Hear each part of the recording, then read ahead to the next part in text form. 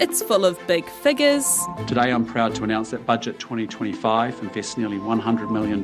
It's expected to be $71.7 billion. $957 million investment. $7 billion. $20 million. $2 billion. $5.1 billion. Political and financial jargon. There will be no lolly scramble. A no-frills affair. Fiscal consolidation and financial management. I'd rather we were in clover. This is absolutely an austerity budget. And with all the pre-announcements, teasers and stand-ups, the lead up to Budget Day kind of feels like the political equivalent of a press tour for the next major blockbuster. We need to get this growth engine cranking. But beyond the headlines is a document several hundred pages long, filled with complex terms and lots of numbers, not really what you'd consider light reading. So what should we be paying attention to and looking out for when Nicola Willis finally releases Budget 2025? Well, this year there's going to be no treats, there's going to be no lollies, it's going to be a pretty belt and braces sort of budget. Kia ora, I'm Davina Zimmer, and today on The Detail, a lesson in the language of budget and why you should keep the phrase "in relation to inflation" in mind when you read this year's figures. It really frustrates me every year when a government releases a budget, whether it's a Labour-led government or a National-led government, and you get a lot of reporting that will focus on headline figures, but what doesn't get factored in is inflation. Associate Professor Brian Roper is from the politics program at Otago University.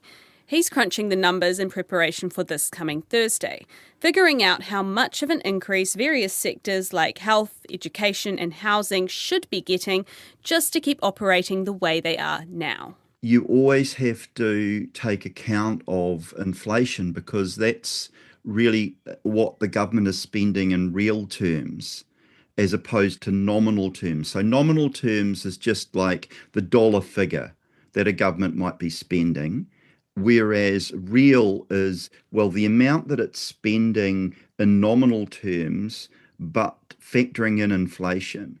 And so just to give you a sense of why that is so important, according to the Treasury's half-yearly update, they're forecasting 1.8% CPI inflation for 2025 and 2.1% inflation for 2026. Now, let's just just for the sake of getting the point across, let's split the difference. And so we're looking at a 2% increase in inflation.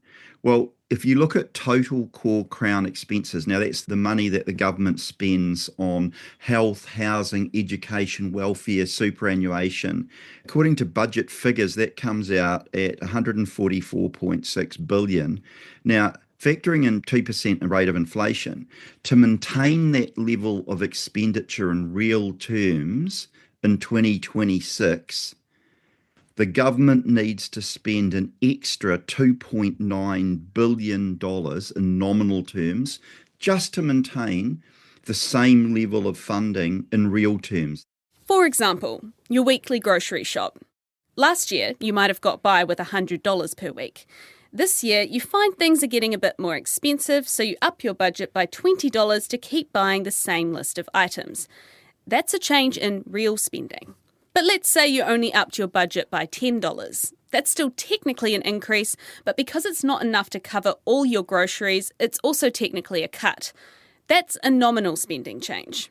Here's another example. If you look at the previous Labour government, they claimed that there was going to be a 5% nominal increase in spending in tertiary education, except given the surge of inflation in 2022 and 2023 of around 11% across those 2 years combined, that still was well below what would have been required in terms of a nominal spending increase on tertiary education, just to maintain the same level of government expenditure in real terms. So actually, in those 2 years, we saw some of the deepest annual cuts to government funding for tertiary education in real terms in New Zealand's post-World War II political history.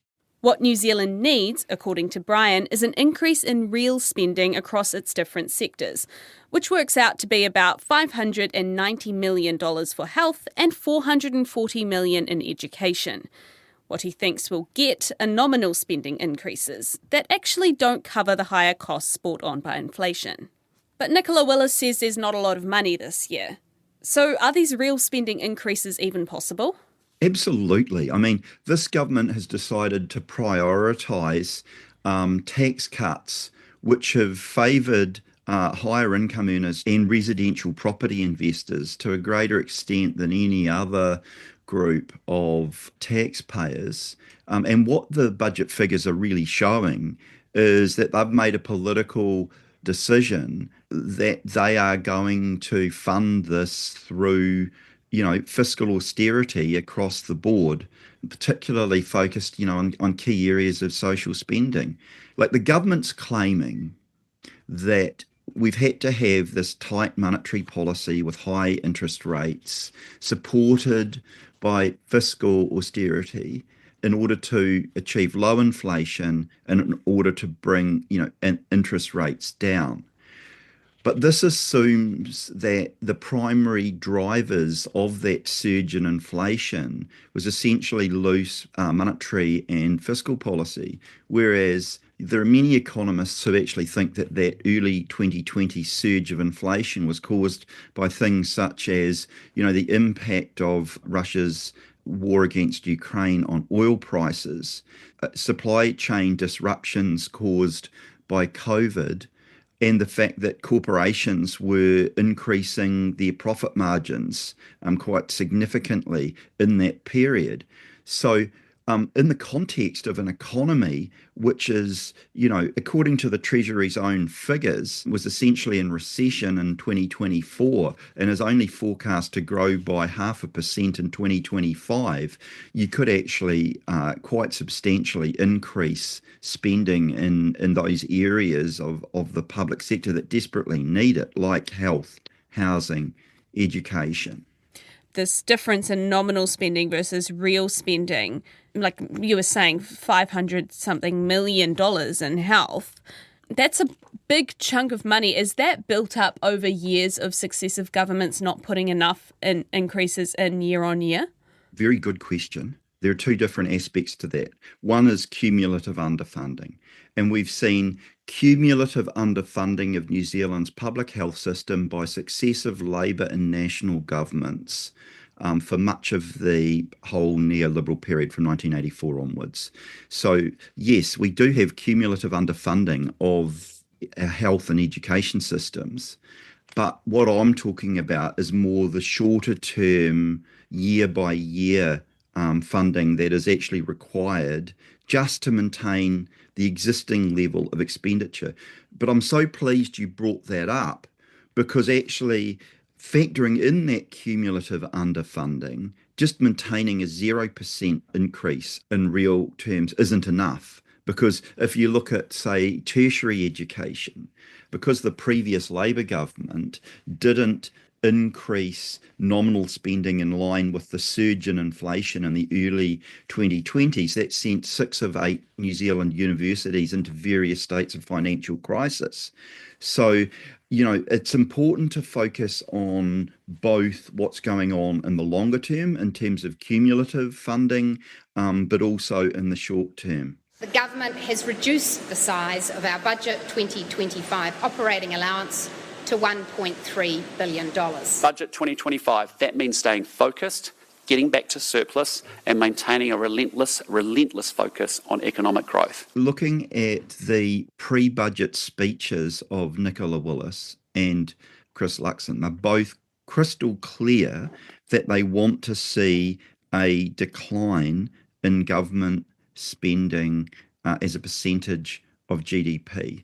They also want to see a reduction in debt as a percentage of GDP. So what they're really talking about there is reducing spending relative to the growth of the economy and the overall size of the economy. And is that a good thing?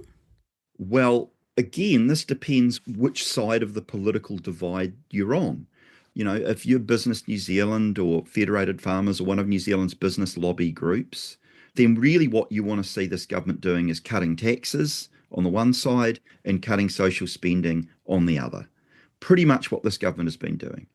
But if you are a low to middle income earner, if you're somebody who's actually reliant upon, the public provision of services such as health, housing, education, retirement income, and so forth, you're probably going to be saying, look, we need progressive taxation reform with increased taxes for those on very high incomes, the removal of the $2.9 billion tax break for residential property investors over 4 years that were announced in Budget 2024. We need a capital gains tax. And we actually need reduced taxation for those on low to lower middle incomes through, for example, the removal of GST on food and other essentials of life, through introducing a tax-free threshold at the bottom end of the tax scale. And we need significantly increased spending in real terms on particularly health, housing, and education. But if all of that increased spending, please correct me if I'm wrong, if you increase all of this spending and the government is spending more than the GDP every year, doesn't that mean that we as a country go further and further and further into debt? No, because the tax changes that I referred to would actually fund the increased social expenditure. Ultimately, there's not really a right or wrong way to do a budget, and how good or bad one is really depends on individual perspective and priorities. So I think the Minister of Finance was exactly right last week to say that Budget 2025 won't be a lolly scramble. And it's not that we can't afford it, although frankly we can't. It's not that it wouldn't feel good, because frankly it might just for a little while. It's that we have a responsibility to stay disciplined and to keep our eyes on the prize. Borrowing money to support a higher number of people getting unemployment benefits because you've slashed government investment in areas like infrastructure and housing simply isn't sustainable. Now is exactly the time for government to make the investments that we need in infrastructure, in health, in our environment, so that we're creating jobs and getting New Zealand moving again. Both sides of politics are trying to make the narrative of the budget in their favour. This is the 6th time Luke Malpaz has covered the annual budget. He's Stuff's political editor, so it's safe to say he's pretty familiar with the theatrics of the beehive and the creative language used by politicians in the lead up to Budget Day. Often what a budget comes to be known as, either the government tries to set that up in advance. So, for example, I think it was the 2023 budget, I think it was Grant Robertson's last one, where the government said this will be a bread and butter budget. And that was obviously when inflation was high, cost of living was very high on people's priority list. And the idea of a bread and butter budget is we're paring it back to the sort of basics. So in some budgets, that will be what it is. In other budgets, there might be an attempt to set up some little catchphrase in advance, but it may well be that what the budget becomes known as actually comes out after the budget. Of course, one of the famous names for this was the mother of all budgets, which was Ruth Richardson. She coined that herself, and it was actually in reference to, I think, the Gulf War from memory, because there was the mother of all wars. And she said, well, this might be, on the day you might think of this as the mother of all budgets. And so these things stick, and then they get into political folklore. On the technical end of things, you'll hear people talking about Obergale X. Obergale is the operating balance excluding gains and losses, which is basically, ongoing spending that the government does, not spending on stuff, but spending on services.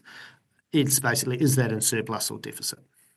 And you'll hear net debt, core crown debt, and these are basically just slightly different measurements that measure different things. So, for example, core crown expenses are spending that is done mostly from ministers and through departments. If you go to total crown spending or revenue, then that also includes, for example, government-owned companies. Fiscal repair job. Fiscal consolidation and Fiscal management. fiscal policy. The most fiscally responsible in 7 years. Fiscal is a term for government finances.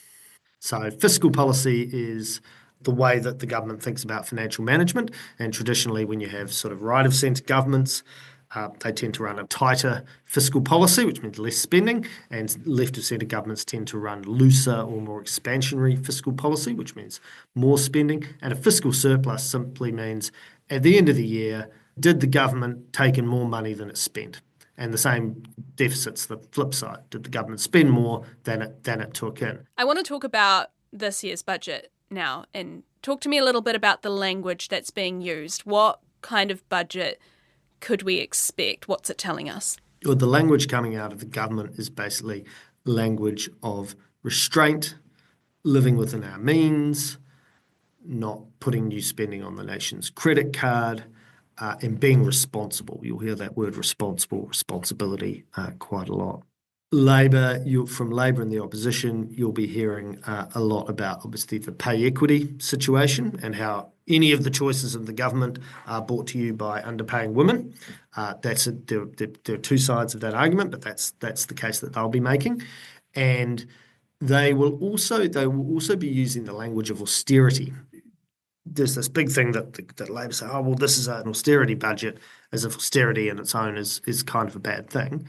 But the interesting thing is, despite all the claims of austerity on the one hand and the claims of we're being responsible and exercising restraint on the other hand, government spending is going to increase again this year. Obviously, some areas and, some parts of some areas of spending, so some health programs, some things within education, they'll be cut. But the overall amount of money being spent is going to increase again this year. In the last forecast, I think it was going to increase it by about 2.5%. So it's important to step back and take all of those terms with a bit of a grain of salt. This government, National in particular, came into power with the promise to, quote, get the country back on track. New Zealand is in recession. The cost of living continues to rise faster than wages. Mortgages are unaffordable. Too much wasteful spending. The economy isn't working and too many Kiwis are struggling. Tax relief is coming. The average income household will be $100 better off a fortnight. More money in your back pocket so you can cope with the cost of living. And now, in the lead up to this year's budget, Willis is saying she would love to give cost of living relief to every family, but that's, quote, just not in our economic reality right now.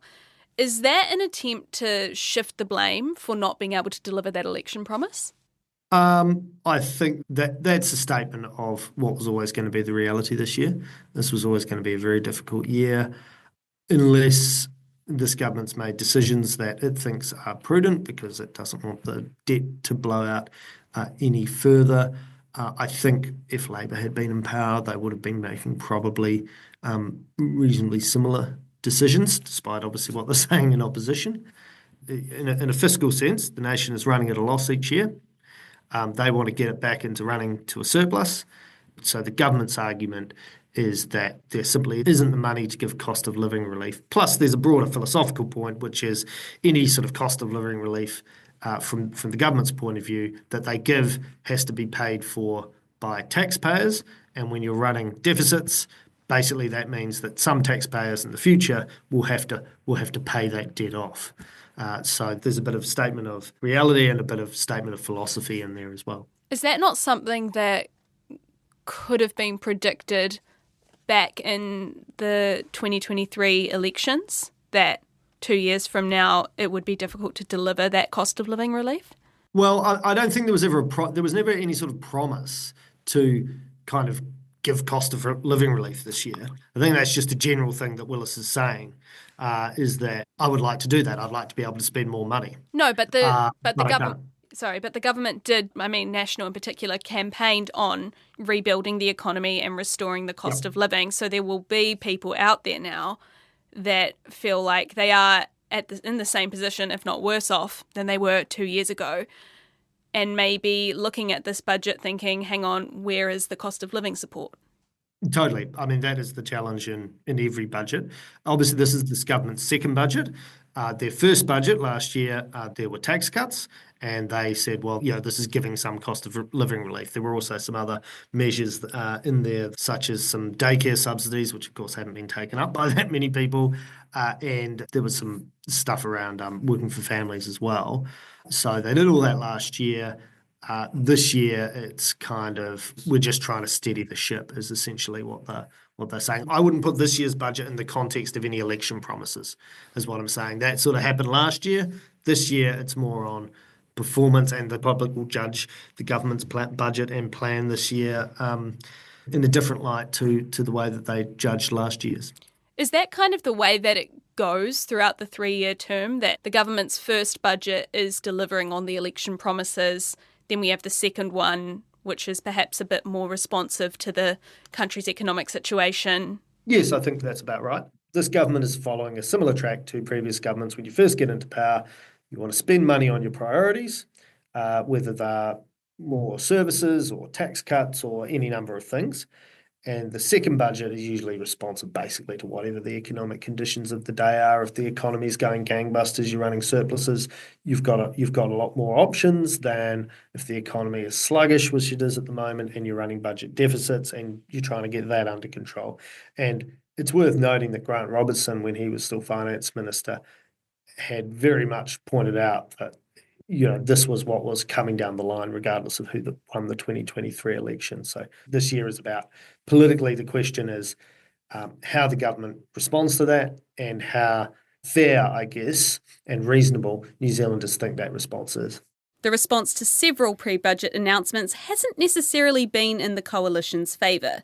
Think angry protests over pay equity moves. I think the reaction over the past week to the government's changes to pay equity has been swift, strong and totally justified. I think it's fair to say that the government benches, particularly the National Party benches, are a bit sombre after the pay equity debate over the last week. A bit of a feeling that there's been a bit of potentially a political own goal there that could overshadow the budget.